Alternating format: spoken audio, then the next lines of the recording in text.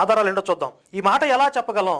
ఎవరు? ఇశ్రాయేలీయులు ఆ దేశంలో మహాశ్రమలు అనుభవించలేదనే మాట ఎలా చెప్పగలం అంటే, అరణ్యంలో ఏ చిన్న కష్టం వచ్చినా ఇశ్రాయేలీయులు మేము వెంటనే ఐగుప్తుకు వెళ్ళిపోతాం అంటూ ఉండేవారు.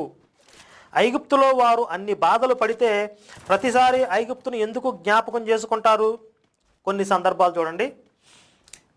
ఈ ఈజిప్టు నుంచి బయటికి తీసుకొచ్చిన తర్వాత ఇశ్రాయేలీని అడవుల్లో నడిపించడం మొదలు పెడతాడు కదా ఈ మోషే ప్రవక్త.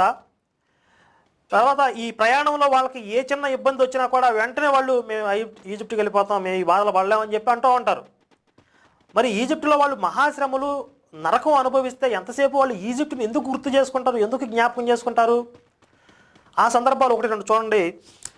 సంఖ్యాకాండం 11వ అధ్యాయం 4-5 వచనాలు చూస్తే, ఇశ్రాయేలీలు ఐగుప్తులో మేము ఉచితముగా తినని చేపలను, కీరకాయలను, దోసకాయలను, కూరకులు, ఉల్లిపాయలు, తెల్లగడ్డలు జ్ఞాపకమునకు వచ్చు